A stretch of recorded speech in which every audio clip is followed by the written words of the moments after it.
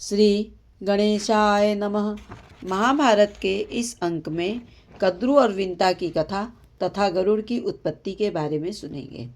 श्री नारायणं नमस्कृत्य नरं चैव नरोत्तमं देवीं सरस्वतीं व्यासं ततो जयमुदीरयेत्। उग्र श्रवाजी कहते हैं, सौनक आदि ऋषियों, अमृत मंथन की वह कथा जिसमें उच्चही श्रवा घोड़े के उत्पन्न होने की बात भी कही गई है, वह मैंने आपको सुना दी।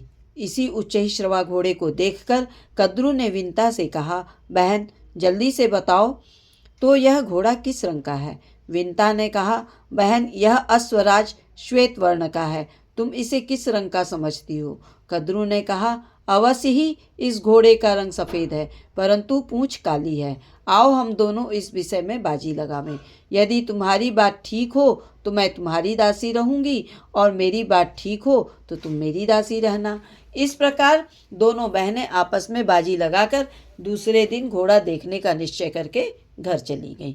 कद्रु ने विंता को धोखा देने के विचार से अपने 1000 पुत्रों को यह आज्ञा दी कि पुत्रों, तुम लोग शीघ्र ही काले बाल बनकर उच्चही श्रवा की पूंछ ढक लो, जिससे मुझे दासी न बनना पड़े। जिन सर्पों ने उनकी आज्ञा न मानी, उन्हें उसने शाप दे दिया कि जाओ, तुम लोगों को अग्नि जन्मेजय के सर्प यज्ञ में जलाकर भस्म कर देगी। यह दैव संयोग की बात है कि कद्रु ने अपने पुत्रों को ही ऐसा शाप दे दिया। यह बात सुनकर ब्रह्मा जी और समस्त देवताओं ने उसका अनुमोदन किया। उन दिनों पराक्रमी और विषैले सर्प बहुत प्रबल हो गए थे। वे दूसरों को बड़ी पीड़ा पहुंचाते थे। प्रजा के हित की दृष्टि से यह उचित ही हुआ। जो लोग दूसरे जीवों का अहित करते हैं, उन्हें विधाता की ओर से ही प्राणांत दंड मिल जाता है। ऐसा कहकर ब्रह्मा जी ने भी कद्रु की प्रशंसा की। कद्रु और विंता ने आपस में दासी बनने की बाजी लगाकर बड़े रोष और आवेश में वह रात बिताई। दूसरे दिन प्रातः काल होते ही निकट से घोड़े को देखने के लिए दोनों चल पड़ी। सर्पों ने परस्पर विचार करके यह निश्चय किया कि हमें माता की आज्ञा का पालन करना चाहिए। यदि उसका मनोरथ पूरा नहीं होगा तो वह प्रेम भाव छोड़कर रोषपूर्वक हमें जला देंगी। यदि इच्छा पूरी हो जाएगी तो प्रसन्न होकर हमें अपने शाप से मुक्त कर देंगी। इसलिए चलो हम लोग घोड़े की पूंछ को काली कर देते हैं। ऐसा निश्चय करके वे उच्चही श्रवा की पूंछ से बाल बनकर लिपट गए, जिससे वह काली जान पड़ने लगी। इधर कद्रु और विंता बाजी लगाकर आकाश मार्ग से समुद्र को देखते देखते दूसरे पार जाने लगी। दोनों ही घोड़ों के पास पहुंचकर नीचे उतर पड़ी। उन्होंने देखा कि घोड़े का सारा शरीर तो चंद्रमा की किरणों के समान उज्जवल है, परंतु पूंछ काली है। यह देखकर विंता उदास हो गई। कद्रु ने उसे अपनी दासी बना लिया। समय पूरा होने पर महातेजस्वी गरुड़ माता की सहायता के बिना ही अंडा फोड़कर उससे बाहर निकल आए। उनके तेज से दिशाएं प्रकाशित हो गईं। उनकी शक्ति, गति, दीप्ति और वृद्धि विलक्षण थी। नेत्र बिजली के समान पीले और शरीर अग्नि के समान तेजस्वी। वे जन्मते ही आकाश में उड़कर ऊपर उड़ गए। उस समय वे ऐसे जान पड़ते थे मानो दूसरा बड़वानल ही हो। देवताओं ने समझा अग्निदेव ही इस रूप में बढ़ रहे हैं। उन्होंने विश्वरूप अग्नि की शरण में जाकर प्रणाम पूर्वक कहा, अग्निदेव, आप अपना शरीर मत बढ़ाइए। क्या आप हमें भस्म कर डालना चाहते हैं?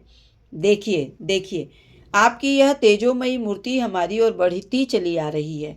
अग्नि ने कहा, देवगण, यह मेरी मूर्ति नहीं है, ये विंता नंदन परम तेजस्वी पक्षीराज गरुड़ हैं। इन्हीं को देखकर आप लोगों को भ्रम हुआ है। ये नागों के नाशक, देवताओं के हितैषी और आसुरों के शत्रु हैं। आप इनसे भयभीत न हो, मेरे साथ चलकर इनसे मिल लें। अग्नि के साथ जाकर देवता और ऋषियों ने गरुड़ जी की स्तुति की। देवता और ऋषियों की स्तुति सुनकर गरुड़ जी ने कहा, मेरे भयंकर शरीर को देखकर जो लोग घबरा गए थे, वे अब भयभीत न हों। मैं अपने शरीर को छोटा और तेज को कम कर लेता हूँ। सब लोग प्रसन्नतापूर्वक लौट गए। एक दिन विनीत विंता अपने पुत्रों के पास बैठी हुई थी।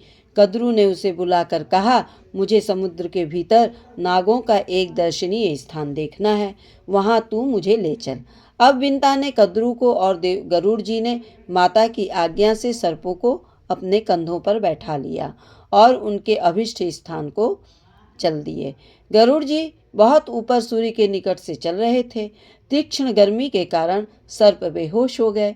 कद्रू ने इंद्र की प्रार्थना करके सारे आकाश को मेघमंडल से आच्छादित करा दिया। वर्षा हुई, सब सर्प सुखी हो गए। उन्होंने अभिष्ट स्थान पर पहुंचकर लवण सागर, मनोहर वन आदि देखा, यथेच्छ विहार किया और खूब खेल कूद कर गरुड़ जी से कहा, तुमने तो आकाश में उड़ते समय बहुत सुंदर सुंदर द्वीप देखे होंगे, अब हमें और किसी द्वीप में ले चलो। गरुड़ जी कुछ चिंता में पड़ गए। उन्होंने सोच विचार कर अपनी माता से पूछा कि माँ, मुझे सर्पों की आज्ञा का पालन क्यों करना चाहिए? विंता ने कहा, बेटा, इन सर्पों के कारण छल से मैं बाजी हार गई और दुर्भाग्यवश अपनी सौत कद्रू की दासी हो गई। अपनी माता के दुख से गरुड़ जी बहुत दुखी हुए। उन्होंने सर्पों से कहा, सर्पगण, ठीक ठीक बताओ, मैं तुम्हें कौन सी वस्तु ला दूं, किस बात का पता लगा दूं, अथवा तुम लोगों का कौन सा उपकार कर दूं जिससे मैं और मेरी माता दासत्व से मुक्त हो जाएं। सर्पों ने कहा, गरुड़, यदि तुम अपने पराक्रम से हमारे लिए अमृत ला सकते हो तो हम तुम्हें तुम्हारी माता के दासत्व से मुक्त कर देंगे। उग्र श्रवाजी कहते हैं, सौनक आदि ऋषियों, सर्पों की बात सुनकर गरुड़ ने अपनी माता विंता से कहा, माता, मैं अमृत के लिए जा रहा हूँ, उसके पहले मैं यह जानना चाहता हूँ कि वहाँ खाऊंगा क्या। विंता ने कहा, बेटा, समुद्र में निषादों की एक बस्ती है, उन्हें खाकर तुम अमृत ले आओ। एक बात का स्मरण रखना, ब्राह्मण का वध कभी न करना, वे सबके लिए अबाध्य हैं। गरुड़ जी माता जी की आज्ञा के अनुसार उस द्वीप के निषादों को खाकर आगे बढ़े।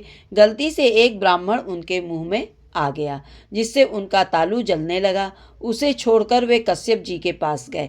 कश्यप जी ने पूछा, बेटा, तुम लोग सकुशल तो हो? आवश्यकता अनुसार भोजन तो मिल जाता है ना? गरुड़ जी ने कहा, मेरी माता सकुशल हैं, हम भी सानंद हैं। यथेच्छ भोजन न मिलने से कुछ दुख रहता है। मैं अपनी माता को दासीपन से छुड़ाने के लिए सर्पों के कहने पर अमृत लाने के लिए जा रहा हूँ। माता ने मुझे निषादों का भोजन करने के लिए कहा था, परंतु उससे मेरा पेट नहीं भरा। अब आप कोई ऐसी खाने की वस्तु बताइए जिससे खाकर मैं अमृत ला सकूं। कश्यप जी ने कहा, बेटा, यहाँ से थोड़ी दूर पर एक विश्वविख्यात सरोवर है, उसमें एक हाथी और एक कछुआ रहता है। वे दोनों पूर्व जन्म के भाई तो हैं, परंतु एक दूसरे के शत्रु हैं। वे अब भी एक दूसरे से लड़ते रहते हैं। अच्छा, उनके पूर्व जन्म की कथा सुनो। प्राचीन काल में विभावसु नामक एक बड़े क्रोधी ऋषि रहते थे। उनका छोटा भाई था बड़ा तपस्वी सुप्रतीक। सुप्रतीक अपने धन को बड़े भाई के साथ नहीं रखना चाहता था। वह नित्य बंटवारे के लिए कहता रहता था। विभावसु ने अपने छोटे भाई से कहा, सुप्रतीक, धन के मोह के कारण ही लोग उसका बंटवारा चाहते हैं और बंटवारा होने पर एक दूसरे के विरोधी हो जाते हैं। जब शत्रु भी उनके अलग अलग मित्र बन जाते हैं और भाई भाई में भेद डाल देते हैं तो उनका मन फटते ही मित्र बने हुए शत्रु दोष दिखा दिखाकर वैर भाव बढ़ा देते हैं। अलग अलग होने से तत्काल उनका अधः पतन हो जाता है, क्योंकि फिर वे एक दूसरे की मर्यादा और सौहार्द का ध्यान नहीं रखते। इसी से सत्पुरुष भाइयों के अलगाव की बात को अच्छी नहीं मानते हैं। जो लोग गुरु और शास्त्र के उपदेश पर ध्यान न देकर परस्पर एक दूसरे को संदेह की दृष्टि से देखते हैं, उनको वश में रखना कठिन है। तू भेदभाव के कारण ही धन अलग करना चाहता है, इसलिए जा, तुझे हाथी की योनि प्राप्त होगी। सुप्रतीक ने कहा, मैं हाथी होऊंगा तो तुम कछुआ हो जाओगे। गरुड़ इस प्रकार दोनों भाई धन के लालच में एक दूसरे को शाप देकर हाथी और कछुआ हो गए। यह पारस्परिक द्वेष का परिणाम है। वे दोनों विशालकाय जंतु अब भी आपस में लड़ते रहते हैं। हाथी 6 योजन ऊंचा और 12 योजन लंबा है। कछुआ 3 योजन ऊंचा और 10 योजन गोल है। वे मतवाले एक दूसरे का प्राण लेने के लिए उतावले ही रहते हैं। तुम जाकर उन दोनों भयंकर जंतुओं को खा जाओ और अमृत ले आओ। कश्यप जी की आज्ञा प्राप्त करके गरुड़ जी उस सरोवर पर गए और उन्होंने एक नख से हाथी को और दूसरे से कछुए को पकड़ लिया तथा आकाश में बहुत ऊंचे उड़कर अलंब तीर्थ में जा पहुँचे। वहां सुवर्णगिरी पर बहुत से देववृक्ष लहलहा रहे थे। वे गरुड़ को देखते ही उस भय से कांपने लगे और कहीं इनके धक्के से हम टूट ना जाएं। उनको भयभीत देखकर गरुड़ जी दूसरी ओर निकल गए। उधर एक बड़ा सा वटवृक्ष था। वटवृक्ष ने गरुड़ जी को मन के वेग से उड़ते देखकर कहा कि तुम मेरी 100 योजन लंबी शाखा पर बैठकर हाथी और कछुए को खा लो। ज्यों ही गरुड़ जी उसकी शाखा पर बैठे त्यों ही वह चरचराकर टूट गई और गिरने लगी। गरुड़ जी ने गिरते गिरते उस शाखा को पकड़ लिया और बड़े आश्चर्य से देखा कि उसके नीचे की ओर सिर करके बालखिल्य नामक ऋषिगण लटक रहे हैं। गरुड़ जी ने सोचा कि यदि शाखा गिर गई तो ये तपस्वी ब्रह्मर्षि मर जाएंगे और अब उन्होंने झपटकर अपनी चोंच से उस वृक्ष की शाखा को पकड़ ली और हाथी तथा कछुए को पंजों में दबाए आकाश में उड़ने लगे। कहीं भी बैठने का स्थान न पाकर वे आकाश में उड़ते ही गए। उस समय उनके पंखों की हवा से पहाड़ भी कांप उठते थे। बालखिल्य ऋषियों के ऊपर दयाभाव होने के कारण वे कहीं बैठ न सके। उड़ते उड़ते गंधमादन पर्वत पर गए। कश्यप जी ने उन्हें इस अवस्था में देखकर कहा, बेटा कहीं सहसा साहस का काम न कर बैठना। सूर्य की किरण पीकर तपस्या करने वाले बालखिल्य ऋषि क्रुद्ध होकर कहीं तुम्हें भस्म न कर दें।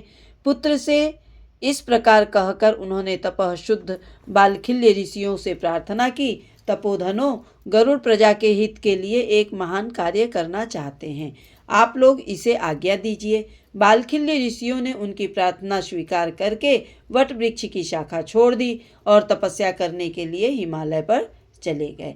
गरुड़ जी ने वह शाखा फेंक दी और पर्वतों की चोटी पर बैठकर हाथी तथा कछुए को खा लिया।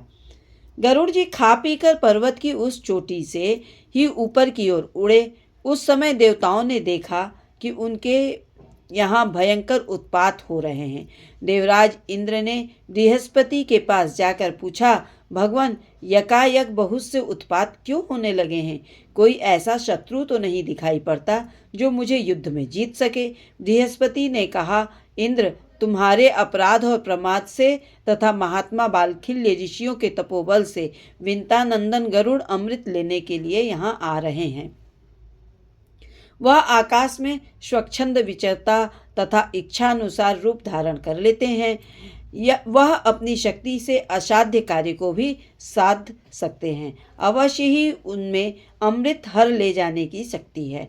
बृहस्पति जी की बात सुनकर इंद्र ने अमृत के रक्षकों को सावधान करके कहा कि देखो, परम पराक्रमी पक्षीराज गरुड़ यहाँ से अमृत ले जाने के लिए आ रहे हैं। सचेत रहो, वह बलपूर्वक अमृत न ले जाने पावें। सभी देवता और स्वयं इंद्र भी अमृत को घेरकर उसकी रक्षा में डट गए। गरुड़ जी ने वहां पहुंचते ही पक्षों की हवा से इतनी धूल उड़ाई कि देवता अंधे हो गए। वे धूल से ढककर मूढ़ से बन गए। सभी रक्षक आंखें खराब होने से डर गए। वे एक क्षण तक गरुड़ जी को देख भी नहीं सके। सारा स्वर्ग क्षुब्ध हो गया। चोंच और डैनों की चोट से देवताओं के शरीर जर्जरित हो गए। इंद्र ने वायु को आज्ञा दी कि तुम यह धूल का पर्दा हटा दो, यह तुम्हारा कर्तव्य है। वायु ने वैसा ही किया। चारों ओर उजाला हो गया। देवता उन पर प्रहार करने लगे। गरुड़ ने उड़ते उड़ते ही गरज कर उनके प्रहार सह लिए और आकाश में उनसे भी ऊंचे पहुंच गए। देवताओं ने शस्त्रास्त्रों के प्रहार से गरुड़ तनिक भी विचलित नहीं हुए। उनके आक्रमण को उन्होंने विफल कर दिया। गरुड़ जी के पंखों और चोंचों की चोट से देवताओं की चमड़ी उधड़ गई। शरीर खून से लथपथ हो गया। वे घबराकर स्वयं ही तितर बितर हो गए। इसके बाद गरुड़ जी आगे बढ़े। उन्होंने देखा कि अमृत के चारों ओर आग की लाल लाल लपटें उठ रही हैं। अब गरुड़ जी ने अपने शरीर में 8100 मुंह बनाए तथा बहुत सी नदियों का जल पीकर उसे धधकती हुई आग पर उड़ेल दिया। अग्नि शांत होने पर छोटा सा शरीर धारण करके वे और आगे बढ़े। और अब महाभारत के अगले अंक में हम सब गरुड़ जी का अमृत लेकर आना और विंदा को कद्रू के दासी भाव से छुड़ाने के बारे में कथा श्रवण करेंगे। इति श्री महाभारत कथा। श्री कृष्णाय वासुदेवाय हरये परमात्मने प्रणतः क्लेशनाशाय गोविंदाय नमो नमः।